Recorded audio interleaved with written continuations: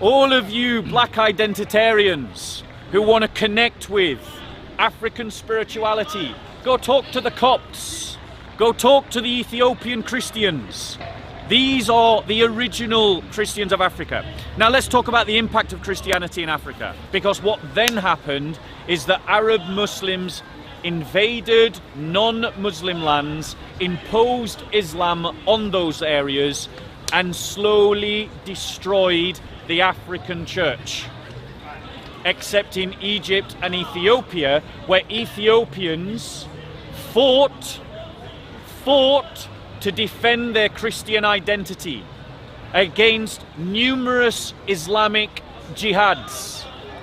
And there is a new jihad starting in Ethiopia that the world needs to hear about and the world needs to stand against.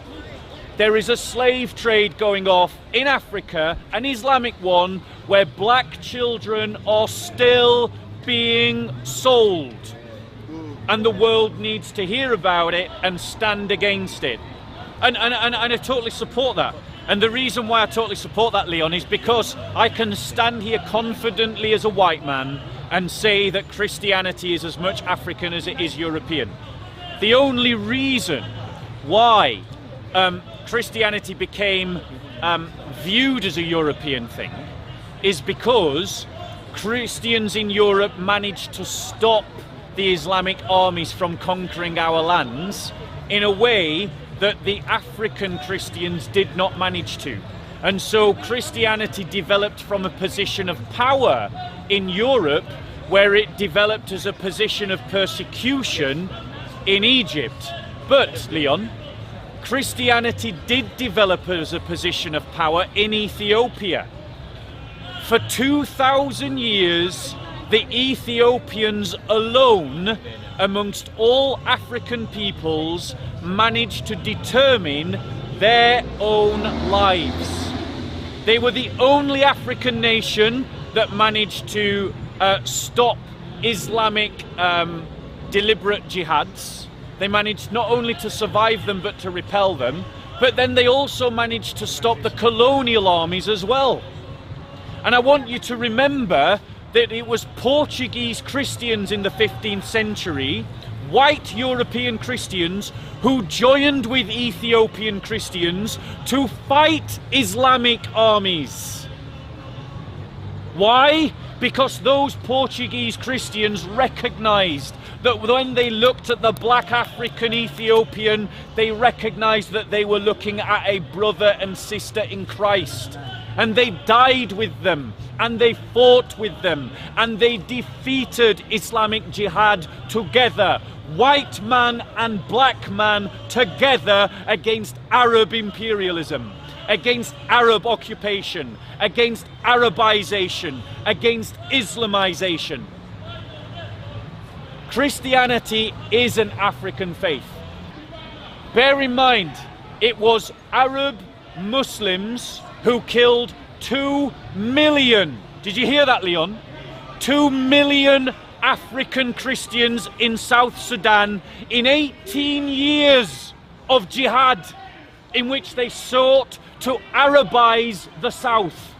That is why there is now an independent country in South Sudan, because the African Christians said, we will not be Arabized. We want to keep our Christianity, and they took up arms and they fought for 18 years against a jihad that happened in the 20th century. In the process, they lost 2 million. 2 million Africans were killed by jihadis. And too many Pan-Africans are there still talking about crimes that happened hundreds of years ago by the white man, and you're silent about the crimes of the Arab Muslims that are happening today to African Christians. Is it Boko Haram? Is that Christian or Muslim? How many Africans are dying at the hands of Boko Haram? How many African Christians are dying at the, what's the tribe called? The tribe that travels. The Arab Muslim tribe that travels there, a nomadic tribe, I forget the name. Bedouin? No, not Bedouin. Not Bedouin. That's an Arab tribe. I can't remember. What? Maybe. Yes, that sounds familiar. Yeah, I think it's the Fulani. Forgive me if it's not the Fulani. Someone will correct me in the comments. I know they're Muslims, not the Fulani. But they are killing African Christians. That's what's happening. So African Christians in Ethiopia, African Christians across Africa, unite, stand together. So you're making... But the narrative that justifies using violence against other religious communities has been well testified to in Islamic sources and Islamic practice. And that is fair. And so, yes, those jihads that killed 2 million African Christians in South Sudan, that all you Pan-Africans are so silent about, that horrific crime that happened in the 20th century, that crime was justified by Islamic teaching. Christianity is different from Islam in a fundamental way. Christianity is an incarnational religion because we believe that God incarnate into human flesh and dwelt amongst us. Which means that when Christians enter into cultures, our view is that what the point of Christianity is that the yeast leavens the whole. The point of the Christian faith is to make the Ethiopian a better Ethiopian, or the Tutsi a better Tutsi, or the Fulani a better Fulani. The point of Christianity is not to make the Fulani an Arab, is not to make the Ethiopian an Arab, is not to make the Tutsi an Arab, but to make them their better self. You see, the point of the Christian faith isn't to impose the culture of the missionary upon the indigenous. That happens by accident. The idea of the Christian faith is that you elevate the culture that you take the gospel into by contrast. And that means that people keep their indigenous languages. The Copts kept speaking Coptic, the Ethiopians kept speaking their own language. The Japanese spoke in Japanese. They worshipped in forms that were correct to themselves. So I've been to Japan, I've experienced Christianity in Japan. In Europe, when you show homage, it is European custom to bow. And so Europeans, they kneel in homage to God. You go to Egypt, you go to Japan, they don't do that. There's no concept of this kind of kneeling. Instead, you bow, a deep bow. And so that's what they do in in Japan. So the fact is, Christianity, when it is at its best, elevates and leavens the culture it goes into. It seeks to take away that which is bad and magnify that which is good. By contrast, one more final point on that. And it does that because it doesn't have a system of laws. It has a system of values that transforms the human heart, that then can express itself in the local culture. Now, by contrast, Arab Muslims, when they go into a land, what do they say? They say that you must imitate Muhammad in what he did, and in many ways, the way that he did it. And so you see, where Islam has dominated, that people lose their indigenous culture. The Assyrians lost their indigenous culture. Assyria is in Iraq, by the way. The Assyrian Christians lost their indigenous culture and were Arabized. The Copts lost their indigenous culture and were Arabized. The Numidians of Sudan lost their indigenous culture and were Arabized. It was my pleasure many years ago to meet a refugee from North Sudan. Why was she a refugee from North Sudan? Because the Arab Islamist government had decided to build a dam, the backwash of which would wipe away historical sites of the Numidian people. And this Muslim Sudanese woman, who wasn't really practicing Islam, didn't really care about it, but was proud of her Numidian identity, organized a very gentle protest against the government, and she had to flee for her life. She had to flee for her life because Arabization and Islamization go together, and they don't respect local indigenous culture. By Christian standards, we're called to be a light that shines in the darkness, a light that shines on a hill. We're called to be yeast that leavens the whole. We're called to be the salt that keeps the goodness of the thing into which it is salty. These are the kind of imagery that is used in the Bible. And so Christians, we seek to take what is good in a culture and maintain it, and simply remove that which is wrong in a culture. Now, what happened in Egypt and Ethiopia is an example of an indigenous African church. We have patriarchs in Egypt and in Ethiopia. We have many Christian theologians were from Africa, in Alexandria and Carthage. Many of the people that went to defend orthodoxy at the Council of Nicaea were Africans.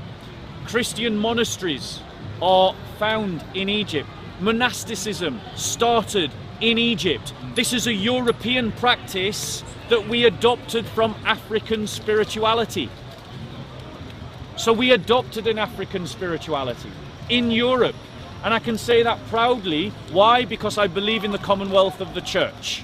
I believe in the heritage that all Christians share together, regardless of what their ethnicity is. Because Christians become one nation, one people, set apart unto the Lord when you become a Christian. And it's time that Christians rediscovered that in the way that we practice our faith. Christians have been in the confederacy of the church. The Anglo-Saxon Christians have been in the confederacy of the church for over 1,000 years. And you have no right to try to speak for me, you ethno-nationalists, when you try to separate out the white Christian from the black Christian or the Middle Eastern Christian or the Asian Christian. I would choose the African Christian or the Middle Eastern Christian or the Asian Christian over you every day of the week. And I would hand St. Paul's to an Ethiopian before I would hand it to a white nationalist. So in terms of is Christianity beneficial for Africa? Firstly, yes, because Christianity preserves the best of indigenous cultures while stripping away the worst of indigenous cultures, unlike Islam that simply imposes Arabization. Indigenous dress, nothing wrong with it. You know, we wouldn't be asking people to walk around in a niqab in the forests of Africa. Why? Because we don't Arabize, we don't Palestinianize people. So Christianity is good for Africa because it will allow Africans to keep the best of their own indigenous culture. Like the Christians of Egypt suffered under the Islamic caliphates, when their churches were destroyed, when their churches were desecrated, when their brothers and sisters were told that they couldn't do their processions in the streets, that they couldn't ring their bells, that they couldn't have their churches next to a mosque, when they had to go to the Caliph even to ask to repair their churches. And so many Coptic churches fell into disrepair and ended up falling down. And then the Christians were forced to build their churches outside of the cities. And they were forced to have their doors not onto the main high street but onto the side roads. And they were told that their prayers couldn't be heard by the Muslims. And when they were walking down the streets, the Arab Muslims would force them into the narrowest part of the road. And they would force them to wear clothes that distinguished them as Coptic Christians. They had to wear yellow belts. They had to ride on donkeys because they couldn't ride on horses. They were not allowed to carry swords.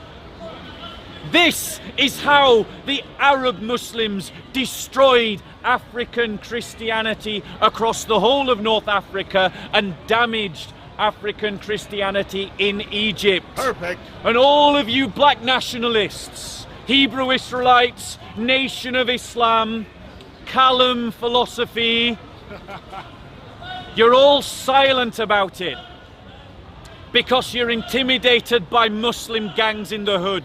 Oh, shit. You need to, if you want to claim black Pan-African identity, start speaking up about this history, about African Christian history. Remember, it wasn't imposed from above, it was indigenous. One of the first Christian kingdoms outside of Armenia was Ethiopia. The Ethiopian Negus was the one who took in Muslims out of a Christian sense of hospitality and justice. What a historical mistake that was. Are you talking about when Muhammad went there? When Muhammad sent some Christians, he sent them to Ethiopia. Yeah, you're talking about this. Sorry, he sent some Muslims, he sent them to Ethiopia. They was getting persecuted. Yeah. I thought Prophet Muhammad went there as well. The Muslims- I don't know, no, I don't believe Muhammad did. But the thing is, one of those companions actually became a Christian in Ethiopia. 'Cause I've heard the reverse, that the king converted to Islam after. It's a lie. It's a lie. The Muslims lie about, Leon, Muslims lie about I'm history. not saying it's the truth. I'm saying, have you heard that? It's a lie. You're aware of it. It's not the first time you're hearing this. No, it's the first time I'm hearing it, but I'm confident it is a lie. The reality is that Muslims often rewrite history. They rewrite history all the time. The Muslim Dawah people, they point towards colonial slave trade, which was a crime that went on for 300 years as a crime. But they're silent about the 1400 years Islamic slave trade. Where can I buy a black African child today if I want to? I go to Khartoum, I go to Chad. Is Khartoum a Christian city or a Muslim one? Is Chad a Christian country or a Muslim country? I go to Mauritania. Is that Christian or Muslim? Learn your history. Go and speak to the Coptic Christians about how they practice their Christian faith. Go and speak to the Ethiopian Christians about how they practice their Christian faith. I don't want you to follow a white man's Christianity. Go and follow a black man's Christianity. Go follow the truth. Go follow the truth and join into the commonwealth of the church. And that commonwealth in the 15th century saw Portuguese Christians from the Catholic Church and Ethiopian Christians from the Ethiopian Church fight against Islamic Jihad together in the 15th century. That's where real Christian spirituality for the Pan-African belongs. There.